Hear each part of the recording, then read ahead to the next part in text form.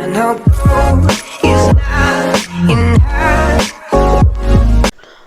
everyone, welcome to Statist Academy.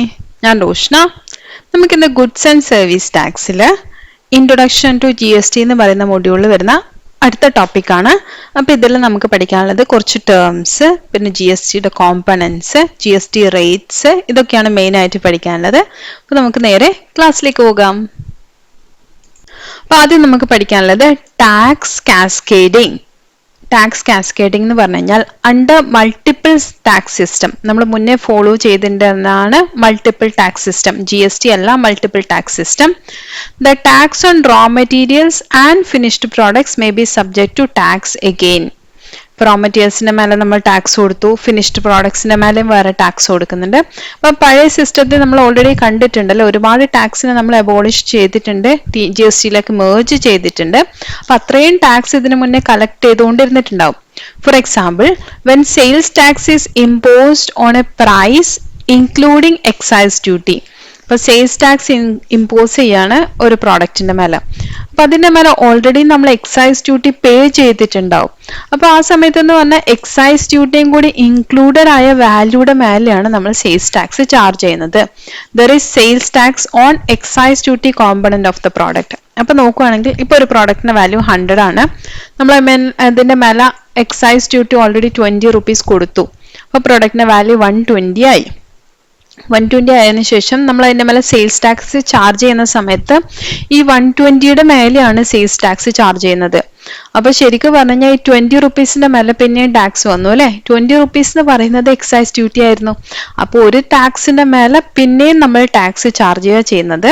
ഇതിനാണ് ശരിക്കും tax cascading എന്ന് പറയുന്നത്. Thus the customer is forced to pay tax on tax. അപ്പൊ കസ്റ്റമറിന് ഇവിടെ ടാക്സിന്റെ മേലെ ടാക്സ് കൊടുക്കുകയാണ്.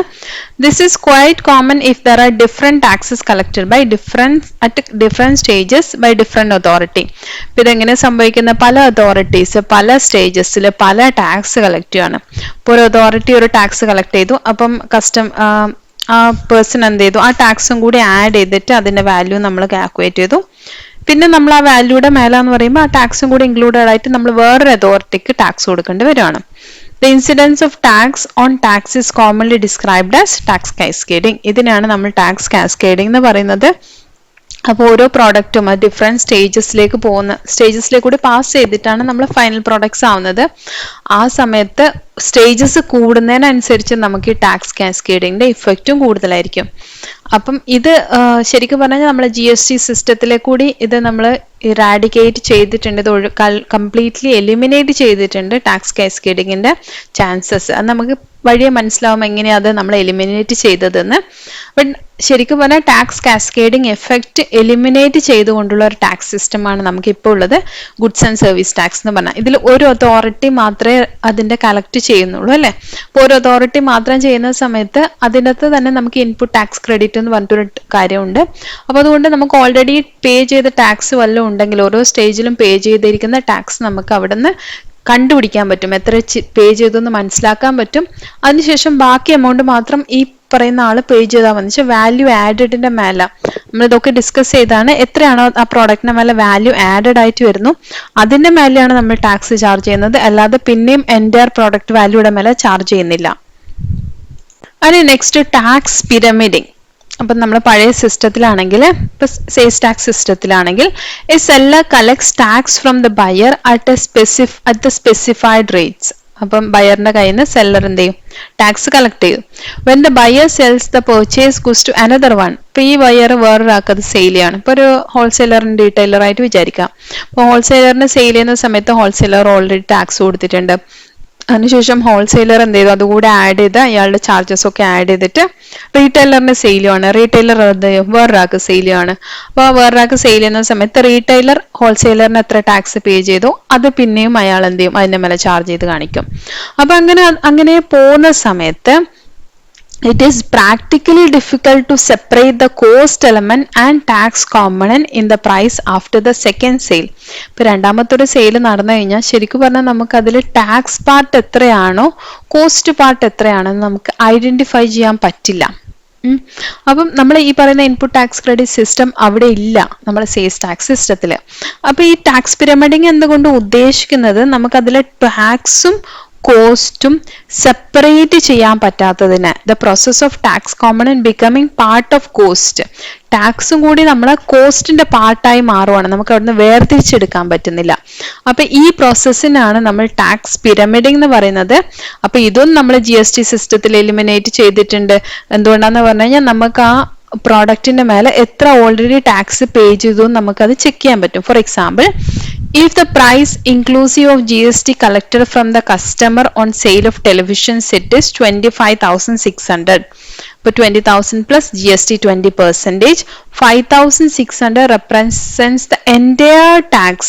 ഇപ്പൊ ഇതിൽ നമ്മൾ കസ്റ്റമറിന്റെ കയ്യിൽ നിന്ന് കളക്ട് ചെയ്യുന്നതിൽ കാണിച്ചിരിക്കുന്ന ബില്ലിൽ കാണിച്ചിരിക്കുന്ന 28% GST, നമ്മളെ പ്രോഡക്റ്റിന് മേലെ 28% നമ്മൾ കാൽക്കുലേറ്റ് ചെയ്ത് കഴിഞ്ഞാൽ 20,000 plus 28%, അപ്പൊ 5,600 ആണ് നമുക്ക് വരുന്ന ടാക്സ്. ഈ ടാക്സ് ആണ് നമ്മൾ ബിഗിനിങ് സ്റ്റേജ് മുതൽ എൻഡ് സ്റ്റേജ് വരെ ആ പ്രോഡക്റ്റിന്റെ മേലെ ചാർജ് ചെയ്തിരിക്കുന്ന കംപ്ലീറ്റ് ടാക്സ്. അത് ഓരോ സ്റ്റേജിൽ നമ്മൾ വാല്യൂ ആഡഡിന്റെ മേലെ മാത്രമേ ടാക്സ് ചാർജ് ചെയ്ത് പോയിട്ടുള്ളൂ.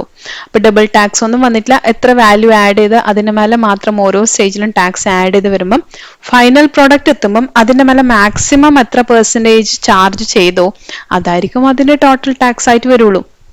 ഇവിടെ നമുക്ക് ശരിക്കും എന്ത് ചെയ്യാം, പ്രോഡക്റ്റിന്റെ കോസ്റ്റ് വേറെയും അതേപോലെ തന്നെ ടാക്സ് വേറെയും സെപ്പറേറ്റ് ചെയ്യാം. അപ്പൊ ടാക്സ് പിരമിഡിങ് എഫക്റ്റും കൂടി നമ്മൾ GST സിസ്റ്റത്തിൽ എലിമിനേറ്റ് ചെയ്തിട്ടുണ്ട്. ഇനി നെക്സ്റ്റ് പഠിക്കാനുള്ളത് set off input tax credit. നേരത്തെ ഞാനൊരു ടേം ആയിട്ട് പറഞ്ഞിട്ടുണ്ടായിരുന്നു ഇൻപുട്ട് ടാക്സ് ക്രെഡിറ്റ് എന്ന് പറയുന്നത്. അതിപ്പോൾ ഡീറ്റെയിൽ ആയിട്ട് പറഞ്ഞുതരാം. The essence of goods and service tax system lies in providing set off for input tax paid earlier by a registered supplier. ഇപ്പോൾ input tax credit system work ആവണമെങ്കിൽ എല്ലാവരും registered ആയിരിക്കണം. ഈ നമ്മൾ സ്റ്റേജസ് ഓഫ് സപ്ലൈ പറഞ്ഞില്ലേ, stages of manufacturing, അതിന് last finished goods എത്തുന്നത് വരെയുള്ള സ്റ്റേജസ് പറഞ്ഞിട്ടുണ്ട്, റോ മെറ്റീരിയൽ മുതൽ. ആ സ്റ്റേജസിൽ എല്ലാവരും രജിസ്റ്റേർഡ് ആയിരിക്കണം. അപ്പം മാത്രമേ സിസ്റ്റം ശരിക്കും പറഞ്ഞാൽ വർക്ക് ആവുള്ളൂ.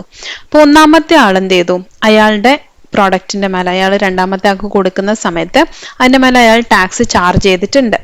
അപ്പൊ ആ ടാക്സ് ചാർജ് ചെയ്ത എമൗണ്ട് കൂട്ടിയിട്ട് രണ്ടാമത്തെ ആൾക്ക് പ്രൊവൈഡ് ചെയ്യണം. അപ്പൊ ആ പ്രോഡക്റ്റിന് മേലെ രണ്ടാമത്തെ ആളും ടാക്സ് ചാർജ് ചെയ്യും അല്ലെ, മൂന്നാമത്തെ ആൾക്ക് കൊടുക്കുന്ന സമയത്ത്. ഇങ്ങനെയാണ് നമ്മൾ ആ സ്റ്റേജ് ആയിട്ട് പോകുന്നത്. അപ്പൊ ഇതിൽ സപ്ലയർ, ഇപ്പൊ ഞാനാണ് അതിന്റെ ഇടയിലുള്ള ഒരു പേഴ്സൺ ആണ്. എനിക്കൊരു പ്രോഡക്റ്റ് ഇവിടെ നിന്ന് കിട്ടി, റോ മെറ്റീരിയൽസോ എന്തെങ്കിലും കിട്ടി, ഞാൻ അത് സെയിൽ ചെയ്യാൻ വേണ്ടിയിട്ട്, അല്ലെങ്കിൽ ഞാനൊരു റീറ്റെയിലർ ആണ്, എനിക്ക് പ്രോഡക്റ്റ് റിസീവ് ചെയ്ത് ഞാൻ അങ്ങനെ തന്നെ സെയിൽ ചെയ്യുകയാണ്, അതിന്റെ മേലെ എന്റെ പ്രോഫിറ്റും കൂടെ ആഡ് ചെയ്തിട്ട്. അപ്പൊ ഇവിടെ സപ്ലയർ എന്ന് പറഞ്ഞു കഴിഞ്ഞാൽ ഹോൾസെയിലർ ആണ്. ആ ഹോൾസെയിലർ ഞാൻ എന്ന് പറയുന്ന റീറ്റെയിലർക്ക് ആ പ്രോഡക്റ്റ് തന്നു. അപ്പൊ ഹോൾസെയിലർ ആ പ്രോഡക്റ്റ് എനിക്ക് തരുന്ന ആ ട്രാൻസാക്ഷന് ഒരു ടാക്സ് വന്നിട്ടുണ്ടാവും അല്ലെ, അവിടെ ഒരു സെയിൽ നടന്നിട്ടുണ്ട്. അപ്പൊ അതിന്റെ മേലെ GST ചാർജ് ആയിട്ടുണ്ട്. അപ്പൊ അത് എത്രയാണോ ചാർജ് ആയ എമൗണ്ട് ആ സപ്ലയർ ഇങ്ങോട്ട് തരുന്ന സമയത്ത് അതിന്റെ മേലെ എത്രയാണോ ചാർജ് ആയത്, ഇതിനാണ് ഇൻപുട്ട് ടാക്സ് എന്ന് പറയുന്നത്. എന്താണെന്ന് വെച്ച് കഴിഞ്ഞാൽ ഇപ്പൊ ഞാൻ എന്ന റീറ്റെയിലർ വെച്ച് നോക്കുമ്പോൾ എനിക്ക് ഇൻപുട്ടായിട്ട് കിട്ടിയ എമൗണ്ട് ഐറ്റം ആണ് അതല്ലേ, ആ സാധനം ഹോൾസെയിലറിന്റെ കയ്യിൽ നിന്ന് എനിക്ക് കിട്ടിയ ഇൻപുട്ടാണ്. ആ ഇൻപുട്ടിന്റെ മേലെ ചാർജ് ചെയ്തിരിക്കുന്ന ടാക്സ്, അതാണ് ഇൻപുട്ട് ടാക്സ്. അത് എൻ്റെ അക്കൗണ്ടിൽ ക്രെഡിറ്റ് ആയിട്ട് വരും. എല്ലാവരും രജിസ്റ്റേർഡ് ആണ്. അപ്പൊ ട്രാൻസാക്ഷൻ നടക്കുന്ന ഓൾറെഡി എന്ത് ചെയ്യും, അവിടെ നമുക്ക് ചെയ്യാൻ പറ്റും. ആ ട്രാൻസാക്ഷന്റെ കൂടെ തന്നെ അത്രയും ടാക്സ് ആ പ്രോഡക്റ്റിൽ ഞാൻ വാങ്ങിക്കുന്ന സമയത്ത് അതിന്റെ മേലെ ചാർജ് ചെയ്യപ്പെട്ടിരിക്കുന്ന ടാക്സ് ഇൻപുട്ട് ടാക്സ് എന്നതാണ് അതിനാണ് പറയുന്നത്. അപ്പൊ അതൊരു ഓരോ പേഴ്സന്റെ പെർസ്പെക്റ്റീവിൽ ഇത് മാറും. മറ്റേ എനിക്ക് തന്ന ആൾക്ക് അതൊരു ഔട്ട്പുട്ട് ടാക്സ് ആയിരുന്നു, അയാൾ സെയിൽ ചെയ്യുന്ന സമയത്ത് ചാർജ് ചെയ്ത ടാക്സ് ആയിരുന്നു. പക്ഷെ എനിക്കത് ഇൻപുട്ട് ടാക്സ് ആണ്. അപ്പൊ എന്റെ കേസ് നോക്കുമ്പം ആ ഇൻപുട്ട് ടാക്സ് എന്റെ അക്കൗണ്ടിലേക്ക് ക്രെഡിറ്റ് ആവും. അപ്പൊ ഞാൻ ടാക്സ് അടക്കണം അല്ലെ, ഞാൻ ടാക്സ് ചാർജ് ചെയ്യണം. ഏതിന്റെ മേലെ ഞാൻ ടാക്സ് ചാർജ് ചെയ്യാം, ഔട്ട്പുട്ടിന്റെ മേലെ. ഞാൻ ആ പ്രോഡക്റ്റ് ഞാൻ റിസീവ് ചെയ്തു, എൻ്റെ പ്രോഫിറ്റ് ഒക്കെ ആഡ് ചെയ്തിട്ട് ഞാനത് സെയിൽ ചെയ്യുന്ന സമയത്ത് അതിന്റെ മേലെ അവിടെ ഒരു സെയിൽസ് പിന്നെയും വന്നു. അപ്പൊ ആ സെയിൽസിന്റെ മേലെ അവിടെ ഒരു ടാക്സ് വരും, അതിന് ഔട്ട്പുട്ട് ടാക്സ് എന്ന് പറയും. ഇത് നിങ്ങൾ ഇൻപുട്ട് ടാക്സ് ഔട്ട്പുട്ട് ടാക്സ് മനസ്സിലാക്കണമെങ്കിൽ ഏതെങ്കിലും ഒരു സ്റ്റേജിലുള്ള ഒരു പേഴ്സണെ മാത്രം നമ്മൾ ഇമാജിൻ ചെയ്തിട്ട് വേണം ചെയ്യാൻ. എല്ലാവരും വിചാരിച്ചു കഴിഞ്ഞാൽ അവിടെ ഇവിടെ ഇൻപുട്ട് ടാക്സ് ഔട്ട്പുട്ട് ടാക്സ് ഒക്കെ അങ്ങോട്ടും ഇങ്ങോട്ടും മാറും. അപ്പൊ ഒറ്റൊരു പേഴ്സൺ, ഇപ്പൊ ഞാൻ എന്ന് പറയുന്ന ഒരു റീറ്റെയിലറിന്റെ കാര്യം മാത്രം ആലോചിച്ചു കഴിഞ്ഞാൽ എനിക്ക് ഇങ്ങോട്ട് പ്രോഡക്റ്റ് കിട്ടി ഹോൾസെയിലറിന്റെ കയ്യിൽ നിന്ന്, അതിന് ഞാൻ ഇൻപുട്ട് എന്നാണ് വിളിക്കുന്നത് അല്ലെ, എനിക്ക് ഇങ്ങോട്ട് കിട്ടിയ ഐറ്റമുണ്ട്. അപ്പൊ അതിന്റെ മേലെ ചാർജ് ചെയ്യപ്പെട്ടിരിക്കുന്ന ടാക്സ് ഇൻപുട്ട് ടാക്സ് അത് എനിക്ക് ക്രെഡിറ്റ് ആയി വരും എൻ്റെ അക്കൗണ്ടിൽ. എൻ്റെ ടാക്സ് അക്കൗണ്ടിൽ അത് ക്രെഡിറ്റ് ആയിട്ട് വരും. അതിനുശേഷം ഞാൻ ഔട്ട്പുട്ട് ചെയ്യുവാണ്, അതിനെന്ന് വെച്ചാൽ ഞാൻ സെയിൽ ചെയ്യാണ്, അപ്പം അതിൻ്റെ മേലെ ടാക്സ് ചാർജ് ആവും. അപ്പം ആ ടാക്സ് ഔട്ട്പുട്ട് ടാക്സിൽ നിന്ന് ഈ ടാക്സ് അഡ്ജസ്റ്റ് ആവും, അത് തമ്മിൽ സെറ്റ് ഓഫ് ആവും. ഇതിനാണ് ശരിക്കും set off input tax credit എന്ന് പറയുന്നത്. അപ്പം ഞാൻ അടക്കേണ്ട ടാക്സ്, അതാണ് എൻ്റെ ഔട്ട്പുട്ടിൻ്റെ മേലെ ടാക്സ്, അതിൽ നിന്ന് ഈ ടാക്സ് എനിക്ക് ക്ലെയിം ചെയ്യാം. ഇത് കഴിഞ്ഞ് ബാക്കി മാത്രമേ ശരിക്കും എൻ്റെ ലാബിലിറ്റി ആയിട്ട് വരുള്ളൂ. അപ്പം ഇതിനാണ് നമ്മൾ set off input tax credit എന്ന് പറയുന്നത്. In other words, input tax credit means allowing set off tax paid on inward supplies, ഇങ്ങോട്ട് കിട്ടിയ സപ്ലൈസിന് മേലെ ടാക്സ് പേ ചെയ്തിരിക്കുന്നത് against the tax collected on outward supplies. Outward എന്ന് പറഞ്ഞാൽ ഞാനത് സെയിൽ ചെയ്യുമ്പം അതിൻ്റെ മേലെ ഞാൻ കളക്ട് ചെയ്യുന്ന ടാക്സിൽ ഇത് അഡ്ജസ്റ്റ് ആവാം. Therefore, a dealer of a supplier has to remit only the balance of output tax collected during the relevant period. ഇതൊരു പീരിയഡിലാണ്, ഒരു പ്രോഡക്റ്റ് വൈസ് അല്ല നമ്മൾ ചെയ്യുക, ഒരു പീരിയഡിലാണ്. ഇപ്പോൾ ഓരോ പീരിയഡിൽ ഒരുപാട് ട്രാൻസാക്ഷൻ നടക്കുന്നുണ്ടാവും. അപ്പോൾ ആ പീരിയഡ് എൻഡ് ആവുന്ന സമയത്ത് ശരിക്കും എനിക്ക് ലാബിലിറ്റി ആയിട്ട് വരുന്നത് ഞാൻ ആ പീരിയഡ് നടത്തിയിരിക്കുന്ന സെയിൽസ്, അതിൻ്റെ മേലെ ഞാൻ കളക്ട് ചെയ്തിരിക്കുന്ന ടാക്സ്, അത് ഞാൻ ഗവൺമെന്റിലേക്ക് അടക്കണം അല്ലേ. ആ ടാക്സിൽ നിന്ന് ഈ ഇൻപുട്ട് ടാക്സ് ആയിട്ട് അവിടെ വന്ന് നടക്കുന്ന എമൗണ്ട് മൈനസ് ചെയ്തിട്ട് ബാക്കി എത്രയാണ് അത് അടച്ചാൽ മതി. അപ്പോൾ ഇവിടെ ശരിക്കും സംഭവിക്കുന്നത് വെച്ച് കഴിഞ്ഞാൽ എനിക്ക് സപ്ലൈ ചെയ്തിരിക്കുന്ന ആള് അയാൾക്ക് എത്ര കോസ്റ്റ് വന്നോ അതിൻ്റെ മേലാണ് ടാക്സ് ചാർജ് ആയിട്ടുള്ളത്. അത് കഴിഞ്ഞ് അതവിടെ കിടപ്പുണ്ട്. ആ ടാക്സ് കഴിഞ്ഞ് ഞാനിപ്പം ചാർജ് ചെയ്യുമ്പോൾ ഞാൻ ഹോളിൻ്റെ മേലെ ചാർജ് ചെയ്യും. ഞാൻ വാല്യൂ ആഡഡിൻ്റെ മേലെ ഒന്നല്ല ചാർജ് ചെയ്യുന്നത്, ഹോൾ എമൗണ്ടിന് മേലെ ചാർജ് ചെയ്യും. ചാർജ് ചെയ്ത് കഴിഞ്ഞിട്ട് ആ എമൗണ്ടും ഈ എമൗണ്ടും തമ്മിൽ ഡിഫറൻസ് എന്ന് പറഞ്ഞു കഴിഞ്ഞാൽ എന്തായിരിക്കും? വാല്യൂ ആഡഡിൻ്റെ മേലെ ടാക്സിലെ ഡിഫറൻസ് വരാം. ഇപ്പോൾ ഒരാൾ 100 രൂപയുടെ ഒരു സാധനം എനിക്ക് തന്നു, 100 രൂപയുടെ മേലെ ടാക്സ് ചാർജ് ചെയ്തു. ഞാനത് 120 സെയിൽ ചെയ്യുവാണ്, അപ്പം ഞാൻ 120 മേലെ ടാക്സ് ചാർജ് ചെയ്തു. ഇത് രണ്ടിന്റെ ഡിഫറൻസ് എന്ന് പറഞ്ഞാൽ എന്താ? 20 രൂപയുടെ ടാക്സ് അല്ലേ, 20 രൂപയുടെ മേലെയുള്ള ടാക്സ് ആണ്. അപ്പം ശരിക്കും പറഞ്ഞാൽ അൾട്ടിമേറ്റ്ലി വാല്യൂ ആഡഡിൻ്റെ മേലെയാണ് ടാക്സ് വരുന്നത്. പക്ഷേ നമ്മൾ ഓരോ സ്റ്റേജിലും വാല്യൂ ആഡിന്റെ മേലെ ടാക്സ് കാൽക്കുലേറ്റ് ചെയ്യുകയല്ല ചെയ്യുന്നത്, ഫുൾ എമൗണ്ടിന്റെ മേലെ ടാക്സ് കാൽക്കുലേറ്റ് ചെയ്തിട്ട് ആ ഡിഫറൻസ് ആണ് പിന്നെ കണ്ടുപിടിക്കുന്നത്. It may be noted that input tax credit is allowed period wise. ഇത് നമുക്ക് പീരിയഡ് വൈസ് ആണ് കിട്ടുന്നത്, not product wise. Product wise അല്ല. In other words, a dealer can claim credit for the tax paid by him during a specific period against the tax collected on sales effected by him during the period. ഇപ്പോൾ ഒരു മാസമാണ് എടുക്കുകയാണെങ്കിൽ ആ ഒരു മാസത്തിൽ ഞാൻ എങ്ങനെ എവിടെ നിന്നൊക്കെ ടാക്സ് കളക്ട് ചെയ്തു വെച്ചാൽ ഞാൻ എത്ര സെയിൽ നടത്തിയോ അതിൻ്റെ മേലുള്ള ടാക്സ് മൈനസ് ഞാൻ എത്ര പെർച്ചേസ് നടത്തിയോ അതിൻ്റെ മേലുള്ള ടാക്സ്. ഇതാണ് ശരിക്കും എൻ്റെ ടാക്സ് ലാബിലിറ്റി. അപ്പോൾ അതാണ് നമ്മൾ set off input tax credit എന്ന് കൊണ്ട് ഉദ്ദേശിക്കുന്നത്. ഇപ്പോൾ ഇവിടെ നമുക്ക് ഒരു എക്സാമ്പിൾ പറഞ്ഞിട്ടുണ്ട്. For example, mister X A dealer purchased goods അല്ലെങ്കിൽ ഇൻപുട്ട് എന്ന് പറയല്ലേ. എക്സ് എന്ന് പറഞ്ഞ ഒരു ഡീലർ, ഇപ്പം ഞാനെന്ന് പറയുന്ന ഒരു ഡീലർ, ഞാൻ കുറച്ച് പ്രോഡക്ട്സ് പെർച്ചേസ് ചെയ്തു വർത്ത് ₹1 lakh. അതിൻ്റെ വാല്യൂ 1 lakh ആയിരുന്നു. വർത്ത് ₹1 lakh എന്ന് പറഞ്ഞാൽ അതിൻ്റെ കോസ്റ്റ് ആണ് ഉദ്ദേശിച്ചത്. 1 lakhന്റെ വിലയുള്ള പ്രോഡക്റ്റ് ആണ് ഞാൻ വാങ്ങിച്ചത്. During A month and his sales, അയാളുടെ ഔട്ട്പുട്ട് ആ പീരിയഡിൽ 2,50,000 ആണ്. Sales value without tax sales value. If the tax rate is 5%, tax rate 5% ആണെങ്കിൽ then input tax credit or set off and calculation of GST payable will be as given below. അപ്പോൾ നമുക്കിവിടെ നോക്കാം. Purchases നമുക്ക് 1 lakh ആണ് വന്നത്, sales എന്ന് പറയുന്നത് 2,50,000 ആണ്. അപ്പോൾ പെർച്ചേസിൻ്റെ മേലെ ടാക്സ് എന്ന് പറഞ്ഞാൽ പെർച്ചേസിൻ്റെ കോസ്റ്റാണ് നമുക്ക് തന്നിരിക്കുന്നത്. പെർച്ചേസിൻ്റെ മേലെ ടാക്സ് എന്ന് പറഞ്ഞാൽ 1 lakhന്റെ 5% അല്ലേ, അതാണ് നമ്മുടെ ഇൻപുട്ട് ടാക്സ് എന്ന് പറയുന്നത്. പെർച്ചേസിൻ്റെ മേലുള്ള ടാക്സ് അത് 5,000 ആണ്. ഇനി ഔട്ട്പുട്ട് ടാക്സ് എന്ന് പറഞ്ഞാൽ സെയിൽസിൻ്റെ മേലുള്ള ടാക്സ് 2,50,000. അപ്പോൾ 2,50,000 എടുക്കുക, അതിൻ്റെ മേലെ 5% കാണാം, അപ്പോൾ 12,500. അപ്പോൾ ഇൻപുട്ട് ടാക്സ് 5,000ഉം ഔട്ട്പുട്ട് ടാക്സ് 12,500ഉം. അപ്പോൾ ഇതിന്റെ ഡിഫറൻസ് ആണ് ശരിക്കും ടാക്സ് പേയബിൾ അല്ലേ. അപ്പോൾ GST payable after set of എന്ന് പറഞ്ഞു കഴിഞ്ഞാൽ ഇതിന്റെ രണ്ടിന്റെ ഡിഫറൻസ് 12,500ന്റെയും 5,000ന്റെയും ഡിഫറൻസ് ആയ 7,500. ഇത് തന്നെയായിരിക്കും വാല്യൂ ആഡഡിന്റെ മേലെ വരുന്ന ടാക്സ്. ഫോർ എക്സാമ്പിൾ നോക്കിയാൽ 1 lakhന്റെ സാധനം വാങ്ങിച്ചു, ഞാൻ 2,50,000 സെയിൽ ചെയ്യുന്നത്. അപ്പം ഞാൻ ആഡ് ചെയ്ത വാല്യൂ എന്ന് പറഞ്ഞാൽ 1,50,000 ആണല്ലോ. 1,50,000ന്റെ 5% നോക്കിയാൽ 7,500 തന്നെ വരുള്ളൂ. അപ്പോൾ പക്ഷേ നമ്മൾ അങ്ങനെയല്ല കാൽക്കുലേറ്റ് ചെയ്യുന്നത്, നമ്മൾ ഈ സിസ്റ്റത്തിലാണ് നമ്മൾ കാൽക്കുലേറ്റ് ചെയ്ത് പോകുന്നത്. എന്നുവെച്ചാൽ ഒരാൾ അടച്ച ടാക്സ് മറ്റേ ആൾക്ക് അത് സെറ്റ് ഓഫ് ചെയ്ത് കൊടുക്കുകയാണ് ചെയ്യുന്നത്. അല്ലാതെ ഡയറക്റ്റ്ലി നമ്മൾ ഡിഫറൻസിന്റെ മേലെ എന്ന് വെച്ചാൽ വാല്യൂയുടെ ഡിഫറൻസിന്റെ മേലെ വാല്യൂ ആഡഡിന്റെ മേലെ ടാക്സ് ആയിട്ട് കാൽക്കുലേറ്റ് ചെയ്യുകയല്ല ചെയ്യുന്നത്. ഇനി നമുക്ക് ജി എസ് ടിയുടെ കോമ്പണൻസ് നോക്കാം. നമ്മൾ ഓൾറെഡി പറഞ്ഞിട്ടുണ്ട് ജി എസ് ടി എന്ന് പറഞ്ഞു കഴിഞ്ഞാൽ സെൻട്രൽ ഗവൺമെന്റ്, സ്റ്റേറ്റ് ഗവൺമെന്റ് അങ്ങനെയൊക്കെ വരുന്നുണ്ടെന്ന് നമ്മൾ പറഞ്ഞിട്ടുണ്ട് അല്ലേ. എന്ന് വെച്ചാൽ സെൻട്രൽ ഗവൺമെന്റ് ഒരു പോർഷൻ ഉണ്ട്, സ്റ്റേറ്റ് ഗവൺമെന്റ് ഒരു പോർഷൻ ഉണ്ട്. അപ്പോൾ അതുകൊണ്ട് നമ്മൾ ജി എസ് ടിയിൽ കുറേ കോമ്പണൻസ് വരുന്നുണ്ട്. അപ്പം ബേസിക് ആയിട്ട് നമ്മൾ ബേസിക്കലി രണ്ട് കോമ്പണന്റ് ആണ് വരുന്നത്, സെൻട്രൽ ഗുഡ്സ് ആൻഡ് സർവീസ് ടാക്സും സ്റ്റേറ്റ് ഗുഡ്സ് ആൻഡ് സർവീസ് ടാക്സും.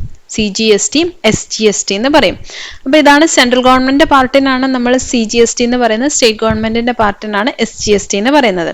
ഇപ്പോൾ ഇവിടെ നോക്കാം നമുക്ക് സി ജി എസ് ടി എന്താണെന്ന്.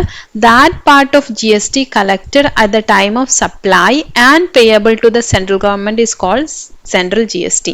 സെൻട്രൽ ഗവൺമെന്റ് കളക്ട് ചെയ്യും, സെൻട്രൽ ഗവൺമെന്റ് പേയബിൾ ആയിരിക്കുന്ന part of G S T ആണ് നമ്മൾ സി ജി എസ് ടി. നിങ്ങൾ ജി എസ് ടി ഒരു ബില്ല് വന്ന് അതിൽ ജി എസ് ടി ഉണ്ടെങ്കിൽ അതിൽ സെപ്പറേറ്റ് ആയിട്ട് കാണിച്ചിട്ടുണ്ടാവും C G S T, S G S T എന്നൊക്കെ പറഞ്ഞിട്ട്.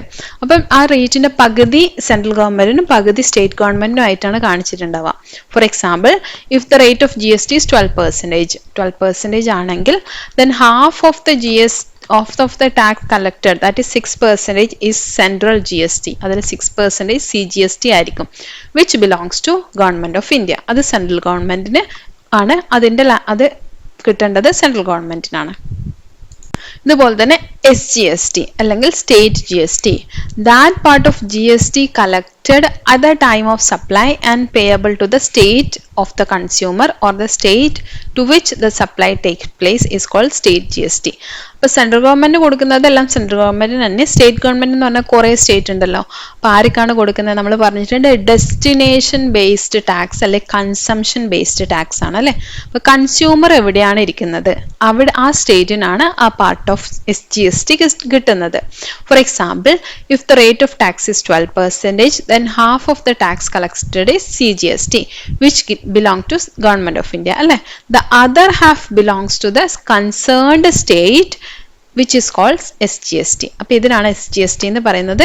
അപ്പോൾ ഒരു റേറ്റിൽ പകുതി നമ്മൾ സെൻട്രൽ ഗവൺമെന്റ് പോരും, അതിന് CGST എന്ന് പറയും. ബാക്കി സ്റ്റേറ്റ് ഗവൺമെന്റ് പോവും, അത് SGST എന്ന് പറയും. ഈ സ്റ്റേറ്റ് ഗവൺമെന്റ് ഏത് സ്റ്റേറ്റ് ആണെന്ന് തീരുമാനിക്കുന്നത് എവിടെയാണ് കൺസംഷൻ നടന്നത് അല്ലെങ്കിൽ എവിടെയാണ് ലാസ്റ്റത്തെ സപ്ലൈ നടന്നത്, അതിനാണ് നമ്മൾ സ്റ്റേറ്റ് GST എന്ന് പറയുന്നത്. Next union territory G S T, UTGST എന്ന് പറയും. ഇപ്പം നമ്മൾ സ്റ്റേറ്റ് ജി എസ് ടി എന്ന് പറഞ്ഞതുപോലെ നമുക്ക് സ്റ്റേറ്റ് മാത്രമല്ല അല്ലെ, യൂണിയൻ ടെറിട്ടറീസും ഉണ്ട്. അപ്പം union territory G S T എന്നുകൊണ്ട് അതാണ് ഉദ്ദേശിക്കുന്നത്. Instead of state G S T there is union territory G S T in case of union territories. അപ്പം ശരിക്കും പക്ഷേ UGST ബിലോങ് ചെയ്യുന്നത് സെൻട്രൽ ഗവൺമെന്റിന് തന്നെയാണ്. നമ്മൾ അങ്ങനെ കാണിക്കുന്നുണ്ടെങ്കിലും the GST collected in union territory will be bifurcated into two as CGST and UTGST, since the union territories are under the administration of the center. അപ്പോൾ സ്റ്റേറ്റിനാകുമ്പോൾ സെപ്പറേറ്റ് ഉണ്ട്, പക്ഷേ യൂണിയൻ ടെറിട്ടറീസ് ശരിക്കും പറഞ്ഞാൽ അഡ്മിനിസ്ട്രേറ്റ് ചെയ്യുന്നത് സെൻട്രൽ ഗവൺമെന്റ് തന്നെയാണ്. അതുകൊണ്ട് ഈ UTGSTയും അതേപോലെ തന്നെ സെൻട്രൽ ഗവൺമെന്റ് CGSTയും രണ്ടും കൂടി ഒരുമിച്ച് നമ്മൾ സെൻട്രൽ ഗവൺമെന്റിലേക്ക് തന്നെയാണ് പോകുന്നത്. However for GST billing and other purpose, ബില്ലിങ്ങിന് വേണ്ടി മാത്രമാണ് നമ്മൾ രണ്ടും സെപ്പറേറ്റ് ആയിട്ട് CGST വേറെയും UTGST വേറെയും നമ്മൾ കാണിക്കുന്നുള്ളൂ. നെക്സ്റ്റ് IGST വരുന്നത് ഒരു സ്റ്റേറ്റിൽ നിന്ന് ഒരു സ്റ്റേറ്റിലേക്ക് നമ്മളെ ട്രാൻസാക്ഷൻ വരുന്ന സമയത്ത് നമ്മൾ IGST എന്നാണ് അതിന് പറയുന്നത്. In the case of inter state supplies the integrated goods and service tax is levied by the central government. അപ്പോൾ ആ സമയത്ത് എന്നുവെച്ചാൽ ഒരു സ്റ്റേറ്റിൽ നിന്ന് ഒരു സ്റ്റേറ്റിലേക്ക് നടക്കുന്ന സമയത്ത് IGST ആണ് അതിൻ്റെ മേലെ ചാർജ് ആവുന്നത്. അത് സെൻട്രൽ ഗവൺമെന്റ് ആണ് കളക്ട് ചെയ്യുക. അതൊരു സ്റ്റേറ്റ് ഒന്നും കളക്ട് ചെയ്യില്ല, സെൻട്രൽ ഗവൺമെന്റ് ഡയറക്ട്ലി കളക്ട് ചെയ്യും. Integrated goods and service tax is nothing but the sum of central GST and state GST. ശരിക്കും പറഞ്ഞാൽ ഇതെന്ന് പറഞ്ഞാൽ SGST പ്ലസ് CGST ആണ് സംഭവം. സ്റ്റേറ്റ് ഗവൺമെന്റ് പകുതി സെൻട്രൽ ഗവൺമെന്റ് പകുതി എന്ന് പറഞ്ഞില്ലേ, അതിന്റെ ടോട്ടൽ എന്ന് വെച്ചാൽ ടോട്ടൽ പെർസെൻറ്റേജ് ഓഫ് GST ആണ് IGST. അപ്പോൾ IGST കളക്ട് ചെയ്യുന്ന സെൻട്രൽ ഗവൺമെന്റ് ആണ്. പക്ഷെ അതിലൊരു പാർട്ട് ആരുടെ കൂടിയാണ്? സ്റ്റേറ്റ് ഗവൺമെന്റ് കൂടിയാണ്. അതുകൊണ്ട് അതൊരു ടൈമിൽ നമ്മൾ എന്ത് ചെയ്യും, ഒരു പീരീഡിന്റെ കഴിഞ്ഞു കഴിഞ്ഞാൽ അത് കൺസേൺഡ് സ്റ്റേറ്റിലേക്ക് സെൻട്രൽ ഗവൺമെന്റ് കൊടുക്കുക ചെയ്യുന്നത്. For example, when a dealer in Kerala sells a laptop to a dealer or customer in Tamil Nadu, the tax collected is integrated GST. അപ്പോൾ അതിന്റെ മേലെ കളക്ട് ചെയ്യുന്ന IGST ആയിരിക്കും. If it is a sale to a customer, the Tamil Nadu government will get half share of IGST. അപ്പോൾ ഇത് കസ്റ്റമറിന്റെ സെയിലാണെങ്കിൽ destination Tamil Nadu ആണ്. അപ്പോൾ ആ സമയത്ത് തമിഴ്നാട് ഗവൺമെന്റിന് എന്ത് ചെയ്യും, അതിലെ പകുതി GST കളക്ട് ചെയ്ത IGSTയുടെ പകുതി അവർക്ക് കൊടുക്കും. And remaining half will go to the account of central government. ബാക്കി എന്ത് ചെയ്യും? സെൻട്രൽ ഗവൺമെന്റിന് പോകും. Next IGST on import. അപ്പൊ ഇന്റർസ്റ്റേറ്റ് ചെയ്യുന്നത് പോലെ തന്നെയാണ് ഇമ്പോർട്ടും ചെയ്യുന്നത് GST കേസിൽ. As in the case of interstate supply, import from other countries are also subject to integrated goods and service tax. For example, when goods are imported to India, IGST is collected along with the basic custom duty. അപ്പോൾ import ചെയ്യുന്ന സമയത്ത് അതിൻ്റെ മേലെ IGST collect ചെയ്യും. നമ്മൾ customs duty collect ചെയ്യുന്നതിൻ്റെ കൂടെ തന്നെ IGST കളക്ട് ചെയ്യും. Therefore, tax on imported goods will be equal to basic customs duty plus IGST. അതായിരിക്കും നമ്മുടെ അതിൻ്റെ മേലെയുള്ള ടോട്ടൽ ടാക്സ് വരുന്നത്. ഇതാണ് ഇമ്പോർട്ടിന്റെ കേസിൽ വരുന്നത്. അപ്പോൾ ഇമ്പോർട്ടിന്റെ കേസിലും ഇൻഡസ്ട്രി സപ്ലൈയുടെ കേസിലും നമ്മൾ IGST ആണ് ചാർജ് ചെയ്യുന്നത്. Next HSN code, harmonized system of nomenclature code എന്നാണ് പറയുന്നത് ഇതിന്. അപ്പോൾ harmonized system of nomenclature code or HSN code is a multipurpose international product nomenclature developed by the World Customs Organization. അപ്പോൾ customs organization develop ചെയ്തിരിക്കുന്ന ഒരു coding system ആണ് പ്രോഡക്ട്സിന് വേണ്ടിയിട്ട്. അപ്പം ഇതിൽ പറയുന്നത് this system has been introduced for the systematic classification of goods to facilitate international trade. അപ്പോൾ international ട്രേഡിൽ നമ്മൾ യൂസ് ചെയ്യുന്ന പ്രോഡക്റ്റിന് നമ്മൾ എല്ലാ പ്രോഡക്റ്റിന്റെ പേരായിരിക്കും നമ്മൾ കോഡ് വെച്ചിട്ടാണ് ഐഡന്റിഫൈ ചെയ്യാം. അപ്പം അതിനു വേണ്ടി ഇട്ടിരിക്കുന്ന ഒരു കോഡ് എന്ന് മാത്രമേ ഉള്ളൂ. In addition to uniform classification, HSN code is highly useful in determining the base for customs tariff and collection of international trade statistics. ഇപ്പോൾ കസ്റ്റംസിന്റെ ഡ്യൂട്ടീസും അതും ഇതൊക്കെ ചാർജ് ചെയ്യുന്നത് ഈ കോഡിന്റെ ബേസിലാണ്. അതേപോലെ തന്നെ ഇന്റർനാഷണൽ ട്രേഡിന്റെ സ്റ്റാറ്റിസ്റ്റിക്സ് ഒക്കെ കളക്ട് ചെയ്യുന്ന സമയത്ത് നമ്മൾ കോഡ് ബേസ് ആണ് എടുക്കുന്നത്. ഇപ്പോൾ ഒരുപാട് ഹ്യൂജ് നമ്പർ ഓഫ് ഡാറ്റ ഉണ്ടാവും. അപ്പോൾ നമ്മളൊരു കോഡ് വെച്ചിട്ടാണ് അതിനൊക്കെ ഐഡന്റിഫൈ ചെയ്യുന്നത്. HSN classification has significant role in the GST system. അപ്പം നമ്മൾ GST സിസ്റ്റത്തിൽ ഈ HSN കോഡ് വളരെ ഇമ്പോർട്ടൻ്റ് ആണ്. It serves as a base to determine GST rate, identification of supplier, type of transaction etcetera. ഇപ്പം GST റേറ്റ് നമ്മൾ international സ്റ്റാൻഡേർഡുമായിട്ട് അതിന് ഏകദേശം സിമിലറായ രീതിയിൽ ചെയ്യാൻ വേണ്ടിയിട്ട് നമ്മൾ ഈ കോഡിംഗ് സിസ്റ്റമാണ് യൂസ് ചെയ്യുന്നത്. Primarily, HSN code is aimed to identify each and every product with a standardized name. The code helps to ensure that GST invoicing practices are in tune with international standard. അപ്പോൾ ഈ international സ്റ്റാൻഡേർഡിന് അനുസരിച്ച് തന്നെയാണ് നമ്മളിവിടെ tax system follow ചെയ്യുന്നത് എന്നൊന്ന് ensure ചെയ്യാൻ വേണ്ടിയിട്ടാണ് നമ്മൾ HSN കോഡ് ഇവിടെ യൂസ് ചെയ്യുന്നത്. Every registered person is required to declare the list of commodities transacted by him. ഇപ്പോൾ അയാൾ GST പ്രകാരം ഒരു ഡീലർ രജിസ്റ്റർ ചെയ്യുന്ന സമയത്ത് അയാൾ എന്തൊക്കെ കമ്മോഡിറ്റീസ് ആണ് അയാൾ ഡീൽ ചെയ്യുന്നത് എന്നതിന്റെ മൊത്തം ഡീറ്റെയിൽസ് നമ്മൾ കൊടുക്കണം. This declaration is required along with HSN code. അപ്പോൾ അതിന്റെ കൂടെ അതിന് HSN കോഡും കൂടി നമ്മൾ കൊടുക്കണം. Of each commodity manufacture all sold, GSTN system will automatically check the tax rate based on HSN code. അപ്പോൾ ഓരോ HSN കോഡ് ബേസിലാണ് നമ്മൾ ടാക്സ് റേറ്റ് ഇട്ടിരിക്കുന്നത്. അപ്പോൾ ഇത് ഇലക്ട്രോണിക് മെത്തേഡ് ആണല്ലോ, നമ്മളപ്പോൾ കോഡ് അടിക്കുന്ന സമയത്ത് ഓട്ടോമാറ്റിക്കലി അതിന്റെ മേലെ ആ റേറ്റ് ചാർജ് ആയിക്കോളും. ഇപ്പോൾ ഈ HSN കോഡ് എന്ന് പറയുന്നത് ഓരോ ഡിജിറ്റ് മാറി വരും. ഇപ്പോൾ ഫോർ എക്സാമ്പിൾ പറയാണ് 5 crore കുറവായിട്ടുള്ള ടേൺ ഓവറുള്ള ഒരു കമ്പനി ആണെങ്കിൽ അതിന് HSN കോഡ് 4 ഡിജിറ്റ് മതി. 5 crore മേലെ ആയിട്ടുള്ള ടേൺ ഓവർ വരുന്ന സമയത്ത് 6 ഡിജിറ്റ് HSN കോഡാണ് നമ്മൾ യൂസ് ചെയ്യാം. പിന്നെ എക്സ്പോർട്ട് ഓഫ് ഗുഡ്സ് ആൻഡ് സർവീസിന്റെ കേസിലാണെങ്കിൽ 8 ഡിജിറ്റ് കോഡായിട്ട് നമ്മൾ യൂസ് ചെയ്യും. അപ്പം നമ്മൾ സിംപ്ലി പറയാന്ന് വെച്ച് കഴിഞ്ഞാൽ നമ്മളെ പ്രോഡക്റ്റിന്റെ ഐഡന്റിഫൈ ചെയ്യാൻ വേണ്ടി എല്ലാം കോഡായിട്ടാണ് നമ്മൾ സിസ്റ്റത്തിൽ സ്റ്റോർ ചെയ്തിരിക്കുന്നത്. അപ്പം നമ്മൾ കോഡ് അടിച്ചു കഴിഞ്ഞാൽ ഓട്ടോമാറ്റിക്കലി ആ പ്രോഡക്റ്റിന്റെ പേരും അതിന്റെ മേലെ നമ്മൾ ചാർജ് ചെയ്യേണ്ട GST റേറ്റും ഓട്ടോമാറ്റിക്കലി അവിടെ വരും. ഓട്ടോമാറ്റിക്കലി അതിന്റെ മേലെ കാൽക്കുലേഷൻ വന്നുള്ളൂ. ഇനി നമ്മൾ HSN കോഡ് നമ്മൾ പറഞ്ഞു പ്രോഡക്റ്റിനാണെന്ന് പറഞ്ഞു. അതേപോലെ സർവീസസിന് ഒരു കോഡ് വേണം. അതാണ് സർവീസ് അക്കൗണ്ടിംഗ് കോഡ് അല്ലെങ്കിൽ SAC എന്ന് പറയുന്നത്. As in the case of product or goods, it is essential to identify the service to levy tax based on the type of service. അപ്പം അതും നമ്മൾ സർവീസ് ചെയ്ത ടൈപ്പ് ആണോ അതിനകത്താണ് നമ്മൾ എത്ര പെർസെൻറ്റേജ് ടാക്സ് ചാർജ് ചെയ്യേണ്ടതെന്ന് കണ്ടുപിടിക്കേണ്ടത് അല്ലേ. അപ്പം അതിനുവേണ്ടി അതിനൊരു കോഡ് ഉണ്ട്. The service accounting code is use to identify the services under GST. നമ്മൾ പ്രോഡക്ട്സിന് HSN കോഡും സർവീസസിന് SAC ആണ് യൂസ് ചെയ്യുന്നത്.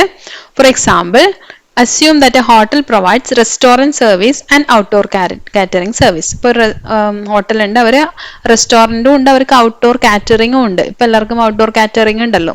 പക്ഷെ രണ്ടും സെയിം സർവീസ് ആണെങ്കിൽ രണ്ടിന്റെ ചാർജസ് ഡിഫറെൻ്റ് ആണ്. It may seem to be similar. The rate of tax applicable on restaurant service and outdoor catering service are different. There are different SAC code for billing of restaurant service and outdoor catering service. അതുകൊണ്ട് തന്നെ നമ്മൾ ഇത് രണ്ടെണ്ണത്തിന് bill ചെയ്യുന്ന സമയത്ത് അതിൻ്റെ particular code തന്നെ അടിച്ചു കൊടുക്കണം. കോഡ് അടിക്കുമ്പോൾ ആ ഡിഫറെൻറ്റ് ടാക്സ് ഓട്ടോമാറ്റിക്കലി അതിൽ അപ്ലൈ ആവും. അപ്പം നമ്മൾ നേരത്തെ HSN കോഡ് എന്താണെന്ന് പറഞ്ഞാൽ അതേ സിസ്റ്റം തന്നെയാണ്, അതേ സംഭവം തന്നെയാണ്. പക്ഷെ അത് HSN കോഡ് നമ്മൾ പ്രോഡക്റ്റിന് ആപ്ലിക്കബിൾ ആവുമ്പം SAC നമ്മൾ ആപ്ലിക്കബിൾ ആവുന്നത്, SAC കോഡ് ആപ്ലിക്കബിൾ ആവുന്നത് സർവീസസിൻ്റെ കാര്യത്തിലാണ്. നമുക്ക് ചില ഗുഡ്സ് ഉണ്ട്, അത് നമ്മൾ GSTയിൽ ഇതുവരെ വന്നിട്ടില്ല, GSTയുടെ അണ്ടറിൽ വന്നിട്ടില്ല. അപ്പോൾ അങ്ങനത്തെ കുറച്ച് ഗുഡ്സിൻ്റെ കാര്യം ഇവിടെ പറയുന്നത്. Alcohol for human consumption. Human കൺസംഷന് എന്ന് വെച്ചാൽ നമ്മൾ വേറെ കാര്യത്തിനും ആൽക്കഹോൾ യൂസ് ചെയ്യുന്നുണ്ട് അല്ലേ, ഓരോ പ്രോഡക്റ്റിൻ്റെ വേണ്ടിയിട്ടും അങ്ങനെ ഇൻഡസ്ട്രീസിലൊക്കെ യൂസ് ചെയ്യുന്നുണ്ട്. പക്ഷെ ആ പേർപ്പസ് അല്ലാതെ ഹ്യൂമൻ കൺസംഷന് വേണ്ടി യൂസ് ചെയ്യുന്ന ആൽക്കഹോൾ. രണ്ടാമത്തെ സ്പെസിഫൈഡ് പെട്രോളിയം പ്രോഡക്ട്സ്. ചില petroleum products like crude, petrol, diesel, ATF and natural gas, ഇത്രയും സാധനങ്ങൾ. ഈ രണ്ടും നമുക്ക് ഇതുവരെ GSTയുടെ അണ്ടറിൽ വന്നിട്ടില്ല. പക്ഷെ ഇവിടെ പറയാണ് section 9 subsection 2 of the CGST act provides that the tax on supply of petroleum, crude, high speed diesel, petrol, natural gas and aviation turbine fuel shall be levied with effect from such date as may be notified by the government. അപ്പം അതിൽ പറയുന്നുണ്ട്, സെക്ഷനിൽ പറയുന്നുണ്ട്, നമുക്ക് രണ്ടാമത് പറഞ്ഞ specified petroleum പ്രോഡക്ട്സിൻ്റെ കാര്യത്തിൽ government എപ്പോഴാണോ ഡേറ്റ് പറയുന്നത് ആ ഡേറ്റ് മുതൽ അതിനെ നമുക്ക് GSTയുടെ അണ്ടറിലാക്കാമെന്ന് പറയുന്നുണ്ട്. Therefore, with effect from the date of notification, petroleum products will also come under GST. അപ്പോൾ ആ ഡേറ്റ് വരുവാണെങ്കിൽ, ഡേറ്റ് നോട്ടിഫൈ ചെയ്ത് കഴിഞ്ഞാൽ അതിനുശേഷം നമ്മളെ പെട്രോളിയം പ്രോഡക്ട്സും കൂടി GSTയുടെ അണ്ടറിൽ വരും. നമുക്ക് GSTയുടെ റേറ്റ് നോക്കാം. പല റേറ്റ് ആണ് GSTയുടെ വരുന്നത്, ഒറ്റൊരു റേറ്റ് അല്ല വരുന്നത്, പലതരം പ്രോഡക്ട്സിന് എന്നുള്ള രീതിയിൽ പല റേറ്റാണ് വരുന്നത്. ഒന്നാമത്തെ റേറ്റ് ഒന്നും ഇല്ലാത്തത് എക്സംപ്റ്റഡ് സപ്ലൈസ് ഉണ്ട്.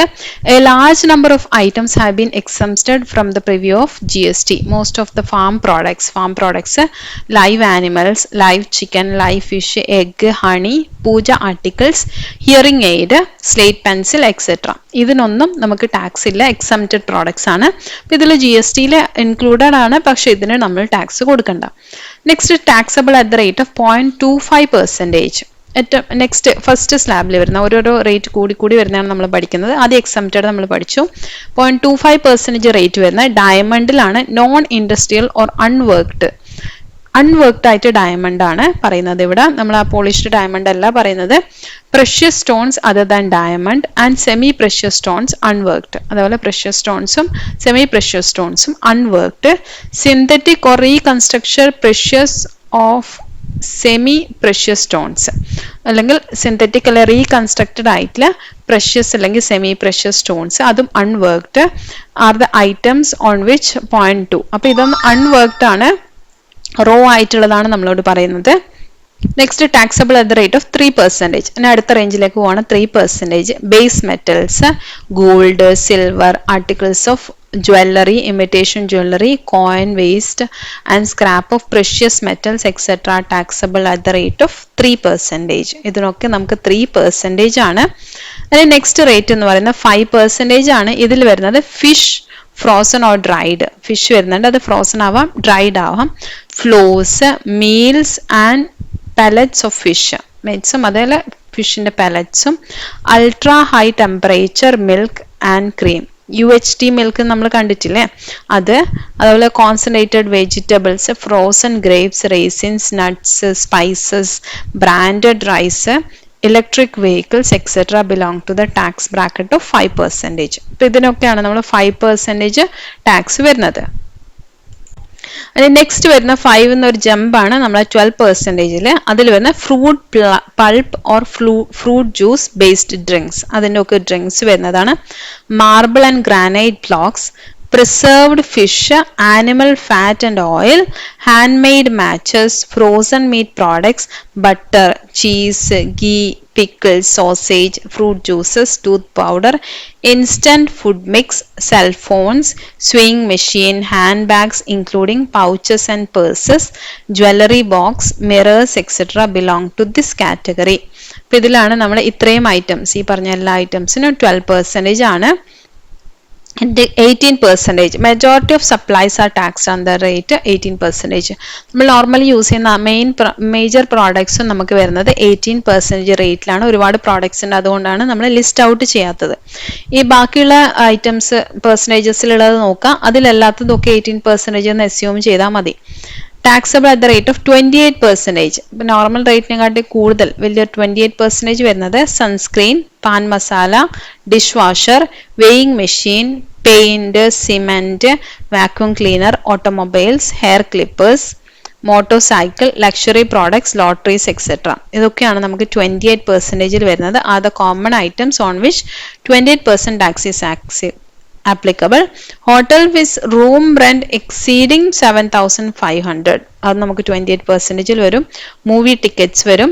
Betting on casinos and racing are also subject to 28%. കസിനോയിൽ പോയിട്ട് നമ്മൾ ബെറ്റൊക്കെ വെക്കുന്നില്ലേ, ഇതൊക്കെ നമുക്ക് 7,500 മേലെ വരുവാണെങ്കിൽ, റൂം റെന്റ് ആയിക്കഴിഞ്ഞാലും അത് ഹോട്ടൽസിലെ റൂം റെന്റ് 7,500 മേലെ വരുവാണെങ്കിൽ അതിന് നമ്മൾ 28% GST വരും.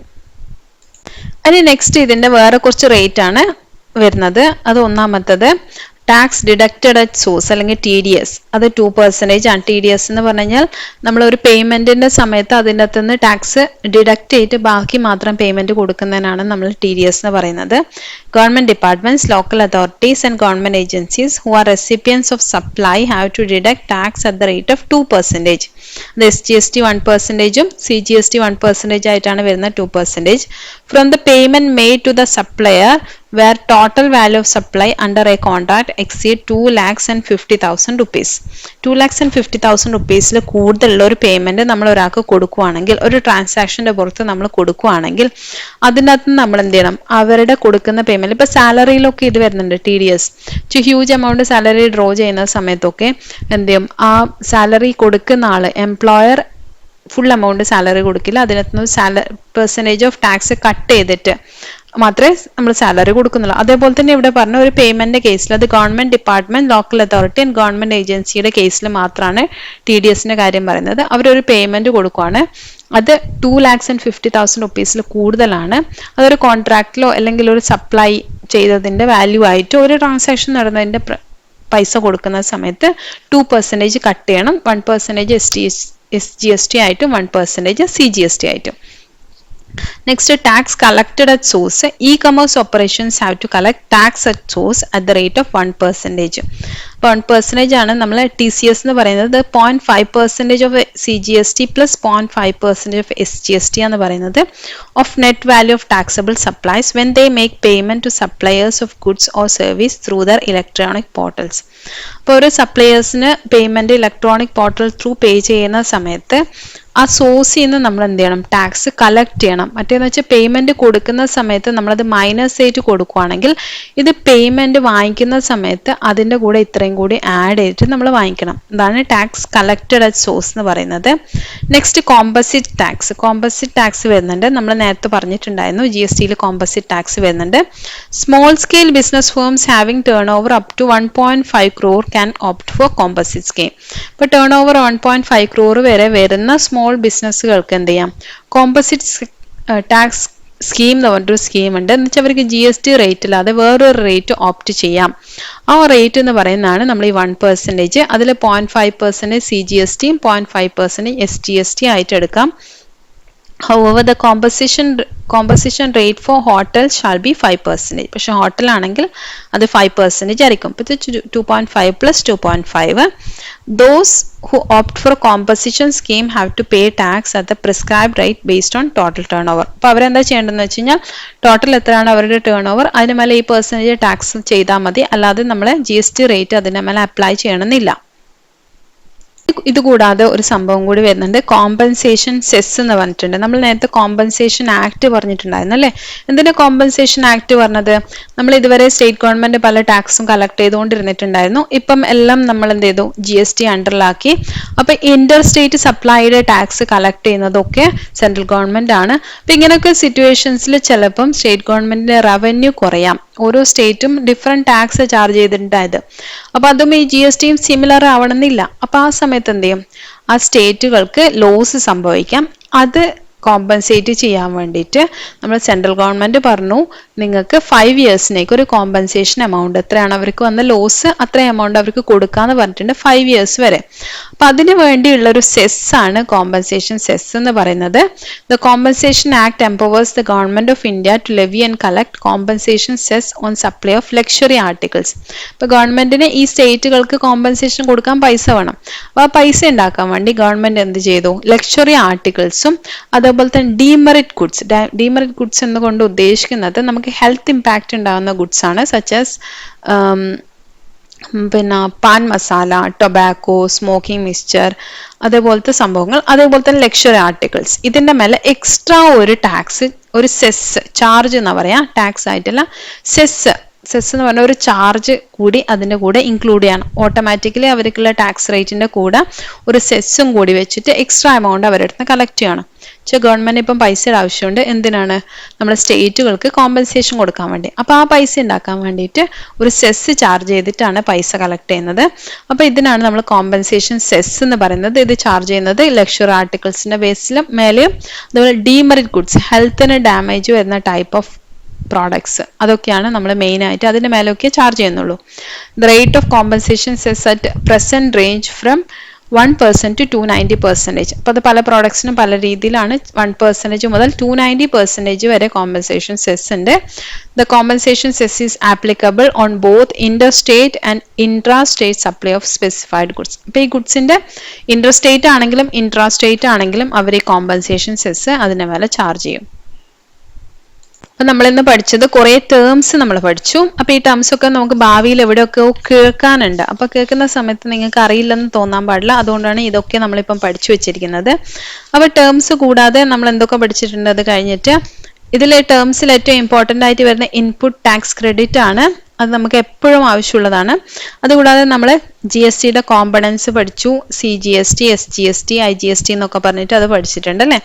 പിന്നെ നമ്മൾ പഠിച്ചത് നമ്പർ കോഡ് സ്കീമാണ്. പ്രോഡക്ട്സിന്റെ കേസിലാണ് HSN കോഡും, അതുപോലെ സർവീസസിന്റെ കേസിലാണെങ്കിൽ SAC കോഡും ആണ് നമ്മൾ യൂസ് ചെയ്യുന്നതെന്ന് പഠിച്ചു.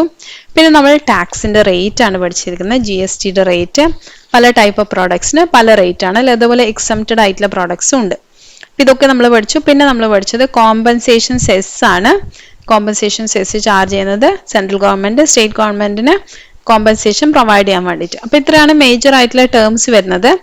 പിന്നെ നമുക്ക് ഡെഫിനേഷൻസ് ഒക്കെ പഠിക്കാനുണ്ട്. ഓരോന്നിന്റെയും ഓരോ നമുക്കറിയാലോ, ലോ പഠിക്കുന്ന സമയത്ത് അതിനകത്ത് കുറെ ഡെഫിനേഷൻ വരും.